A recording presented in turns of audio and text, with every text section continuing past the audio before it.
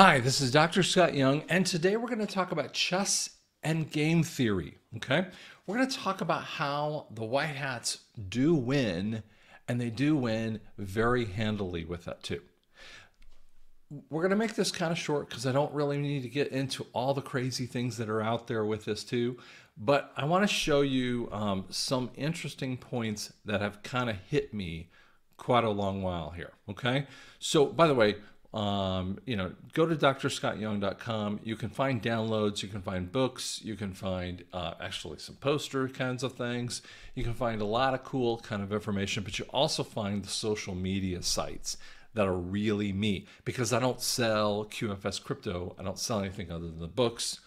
People can donate if they feel like it, but that's not, even the focus with that too. If you want to get something downloaded for free, you can download for free with that too. Okay. So let's get into this a little bit here. I want to show you something that's kind of interesting. And I want to talk a little bit about this letter of the alphabet, which is actually the 17th of the alphabet. That's why I use that kind of thing.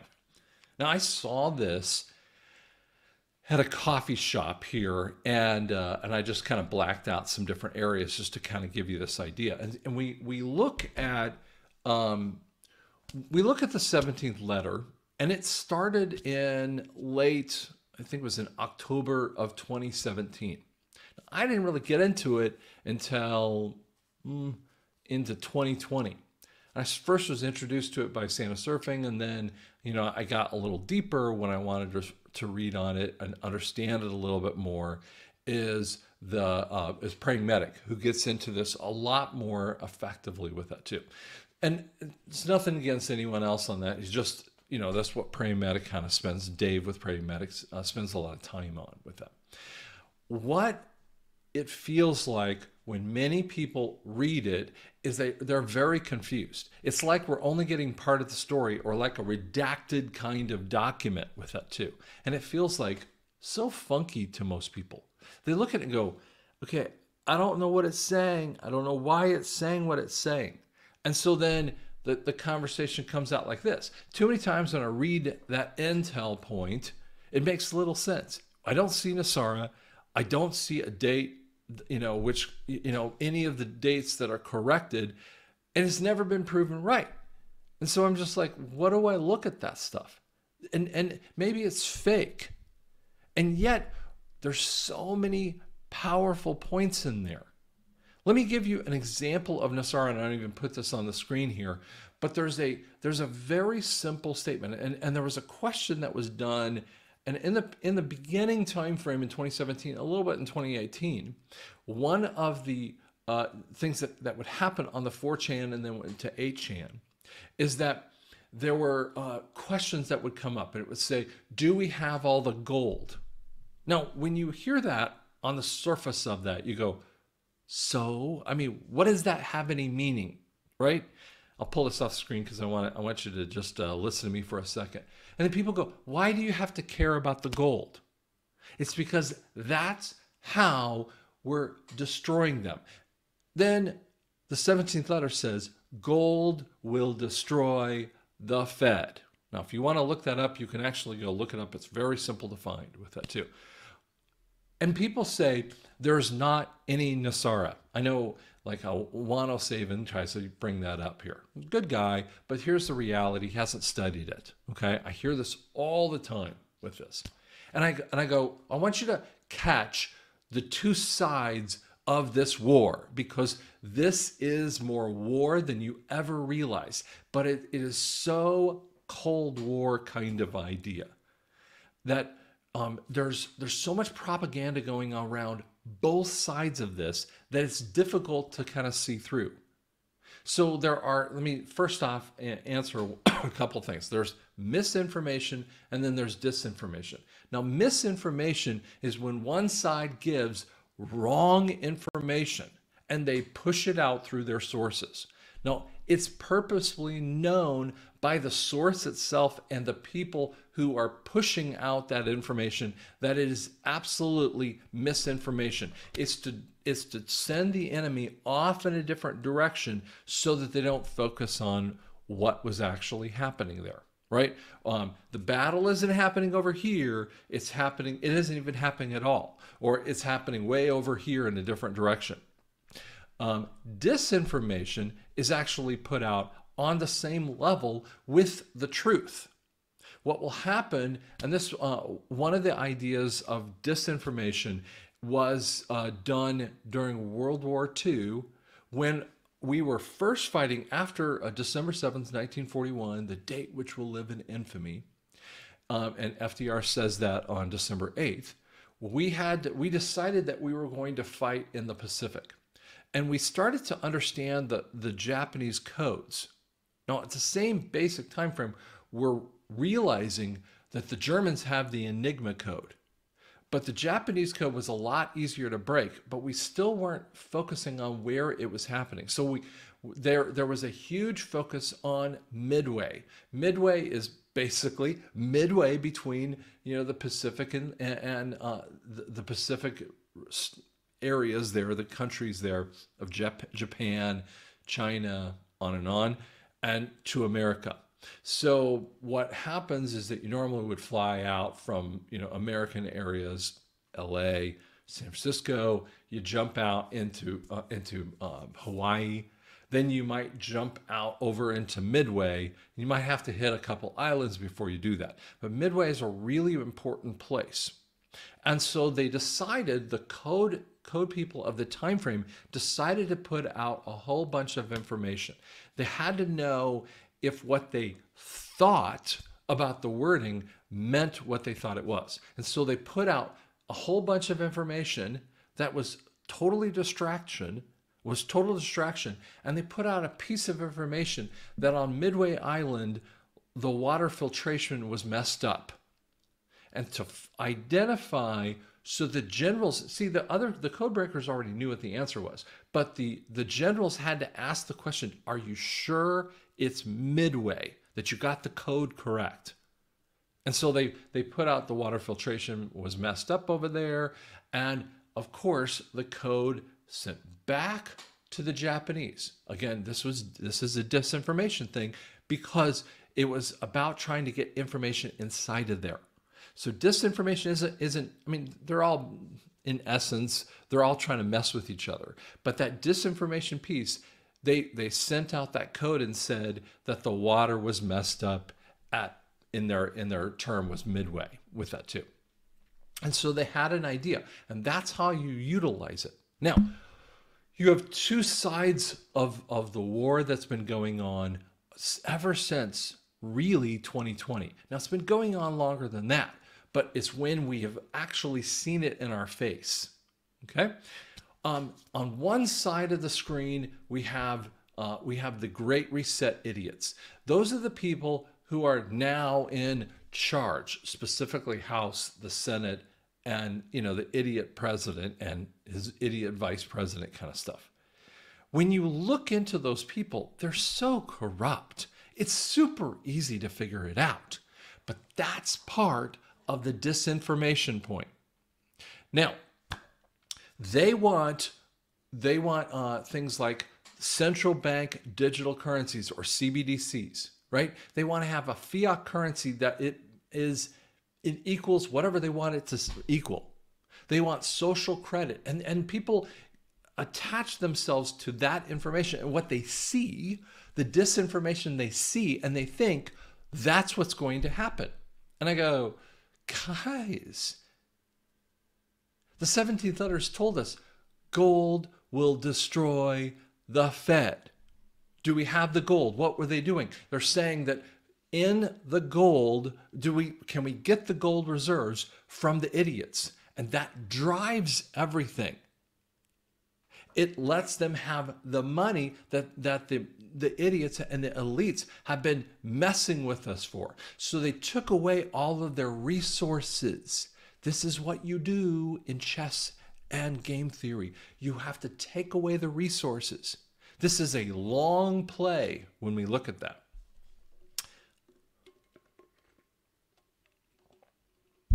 And so you take away those resources, but they're pushing out this kind of idea. On the other side, Gold will destroy the Fed. The Fed is how they would do CBDCs, and they would just change from the old SWIFT system into a central bank digital currency. And so when you hear this information, you think, I hear people who are on the truth channels and they're saying things like, CBDCs and all this other stuff, and it's very confusing to you. But you have to step back and say, what is the motivation? And who's presenting the motivation? No, I just put like a cup in front of you. I'm a huge CU Buff fan, right? If you're going to say, well, are you for, OU or OSU or, pick the place, Washington or whatever that is, the answer is no, right? I might have a little information, but I'm very biased in a football situation, right? And that's what I want you to realize. There's a bias that information comes out to. So the bias over here is that we're winning. We have all the social media kind of things. That's why they have collapsed you. You see, if they really thought we were stupid and we weren't really anything to worry about, they would just let us be over here in la la land saying whatever we wanted to say, because they wouldn't care, right? They wouldn't have to do, we wouldn't have to utilize this disinformation kind of stuff that happens. Sorry, someone's texting me here at the same time. So what happens is that you look at that and you go, why do I not be able to see it? It's because it has to be a little bit of disinformation to make sense of it. Now, gold will destroy the Fed. And when we see this idea of gold will destroy the Fed, gold could have been the Fed's monetary situation, but they took it away in 1933 and they finalized it in 1972. And it's because what that is, it puts them in a strict way of doing it. And they had a structure point that would make them, it would make them have to account for every dime that's out there. And they don't wanna. And so when it says gold will destroy the Fed, if we destroy the Fed, we destroy the IRS. If we destroy the IRS and the Fed, we lose the influences of the House and the Senate. And the only way to do that is to fix the election, go fix 2020. And you start seeing this all thing comes together, and there's the monetary situation that happens. Do you catch that? You might want to stop there and back up and listen to that again, and you guys can talk amongst yourselves with that too. Little Saturday night reference. Okay. Let's look at an interesting one. I'm just going to show you a couple different areas that are just on the same kind of issue. And this was back done in October of 2020. So it's right before the election of 2020. And it says D Party con. Like they're conning you. Okay, so who's that? The Democratic Party. The Democratic Party playbook. Oh, this is their game theory. Do you see what I'm saying? Who are the real racists? Now, by the way, if you go back in time, and they were using the racist stuff, but they never used it in any way, shape, and form until after 2020. It was really in 2022 and beyond when they were using this conversation of racism. And what happens is that when you started to see it, the world is waking up. How many more people have awakened at this point? It's way bigger than they ever want you to know. 2013. This is where, or 2018, excuse me, January 13th of 2013. January 13th of 2018. And it says, checkmate. Again, another point that we're playing chess. They're playing to win the game. To use a reference from Matthew Broderick's movie of War Games with that too. And so this is what we have. That's why we have to think this way. And it might not be comfortable for you because you're looking at this and you're going, yeah, but I don't see it right now. And the answer is you need to understand that because you don't see it, it doesn't mean it's not happening. This is in September before the first election. The world is waking up. Is it a virus or an election? Well, by the way, this is the exact same thing that the idiots, they keep using the same playbook over and over again. They use the same playbook about election issues, and they throw out a virus. Which one is it? What was the virus about? It was about, if you control the election, if you control the people, you can control the situations. And I go, it's exactly what I've talked about. I'm sorry, exactly what I've talked about when I've used some of the videos that you've seen me talk about more recently. We have to fix 2020. Trump has said over and again, he doesn't believe that he lost the election because he didn't lose the election. We know that. So why are we going to do it again? How many times do you have to run up against a wall before you realize, I don't really want to get my face smashed? Now, I want to throw you a weird chess reference out there because it's so fascinating when you get into this. Okay. How about a nice game of chess? Again, the Matthew Broderick movie of War Games back in 84, 85, something like that time frame. Objective end, checkmate. King. How do you attack a king at the beginning of a game? How do you attack and remove the pawns first? Do you attack and remove the bishops, rooks, knights next? Do you attack and remove the queen mid to end? Is the game being played public or private? Do emotions affect critical thinking? And add important king control pieces, an element of rogue elements. And rogue elements are things that are not controllable for the idiots. Who's playing the game? It's the white hats. How do you set the stage board, in essence, public opinion for the optics at this time? So let's detail that one just a little bit here, okay? So we say, do you attack the king at the beginning of the game? Well, there are game theory points that you can do it pretty quickly, but you do have to take out all of the other pieces, right? Do you attack at the beginning of the game? Do you attack and remove the pawns first? Now, I personally believe they actually took away here's the key element. Do you attack and remove the bishops, knights, and rooks, the queen mid to end? Here's the point. Which queen are we talking about? The Queen of England. Who gets money from the Fed when the IRS sends up the money? The Queen of England. She has been in charge of this for a long time. So you have to take out the queen. When was the queen taken out? In Trump's first term. You saw her die before, somewhere around, what was it, 21 or 22, whatever time frame. And you're realizing that they're losing the effort. The white hats aren't losing. The idiots, the elite, the cabal are losing. Do emotions affect critical thinking? I want you to think about that for a second. When you watch someone on the CNN, NBC, whatever channels out there, they're so emotional in that way. You don't need to operate in your emotion because you have to realize this is a chess move. Keep your calm. The king controls the pieces. So what we do is those other pieces along the board are for the attack points.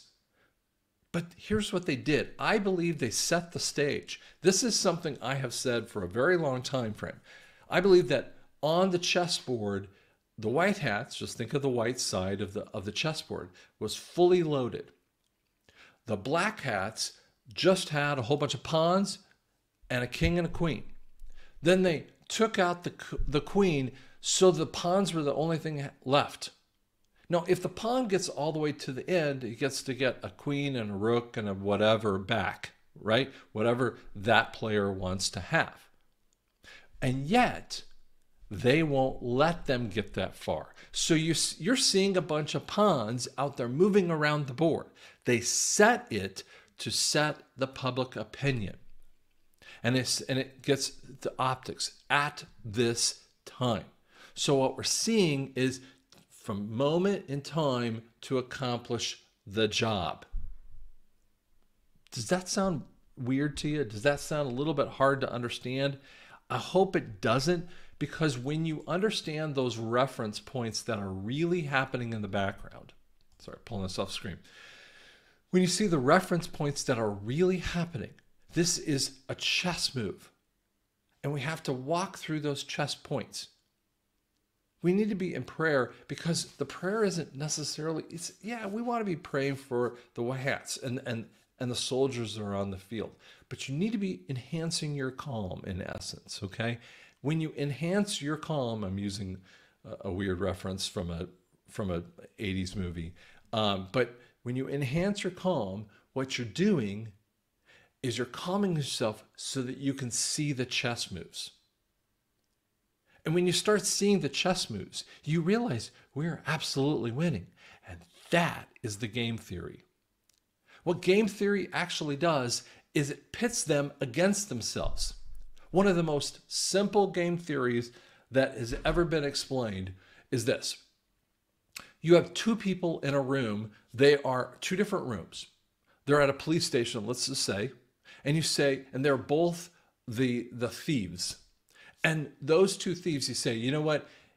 Thief number one versus thief number two. You say, if you will tattle on him, then you won't go to jail. But you better do it before he does it. Because if he does it, you're going to jail for the full term. You can half your term if both of you do it together, but you can kill off your term fully if you tattle on him first. And then they walk out of the room. And they go to the thief number two and they say the exact same thing. And so now they're stressing out. They're like, oh my gosh, I'm going to go to jail if I don't do this right. And they have all kinds of different ways of saying this. I mean, this is just one way. You can come up with different ways. And what they're doing is confusing the enemy. They separate and confuse them. By the way, let's give you an example of some game theory point that happened. We have been seeing for a long, long time ideas that Joe Biden was a bumbling idiot, right? And yet, days before Trump was going to debate with him, I think it was late in June, 2 days before they said, oh, those are cheap fake videos. Don't watch them. Even the press secretary said it. 2 days afterward, the debate happens. He totally blows himself up on the stage. He has to get walked down by his wife with that too. Crazy stuff. And then what's fascinating is they turned on Joe Biden. The whole media did. They were just praising him, and then they turned on him 2 days later, as if you're not watching the interchange. You're going, and not even 3 weeks later, they drop him out of the race. They could have brought on Michelle. They could have brought on, they could have said, we're going to do an emergency order to have Obama come back in office. I mean, they could have come up with something like that. I mean, because we're already under emergency orders of 13818 and 13848, okay? Which, if you don't know that, go look at my videos and you'll understand those. They could have brought that up. They could have made something up. They could have written a new emergency order. They could have 25th Amendment to him. They could have bounced him out of office with that too. And they could have brought out Kamala. They could have, but if they really wanted to do this, they should have done it months ago. And Kamala is one of the most corrupt, on top of just idiot. She's a cackling idiot that no one pays attention to. And now she's suddenly bringing in money. Why? Think beyond. So you hear people saying, if Kamala gets in, we're totally destroyed as a country. Calm down, guys. Take a breath. Realize no one in their right mind would let that idiot go. It's trying to see the hyperbole of the silliness of the situation. You have to delete the whole thing. I just say, we're not going to have an election. We're only 58, 57 days away from whatever the exact date of the election. I'm not thinking in my head right now. But the point is we're within 60 days and you're going, yeah, but it's going to happen. It's going to happen. Game theory, boys and girls, game theory. You have to wake up enough people. So we have to have a back wall event. And the back wall event is probably up to the election. I'd like to see it that we don't go to the election. I believe that we're not going to hit it. But the reality is that's when the military actually has to do something. And people say to me all the time, well, they need that one. They need the 2024 election with the military watching so they catch more people. You didn't see it in 2020. You didn't see it in 2022. You caught everyone in that election stuff. You don't need more people doing it.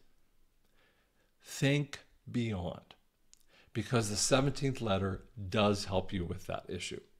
I hope it helps. Hope it gives you perspective. Just be calm. Realize the gold will destroy the Fed has already occurred. We're just waiting for the last vestiges of the war to finish. Thanks so much.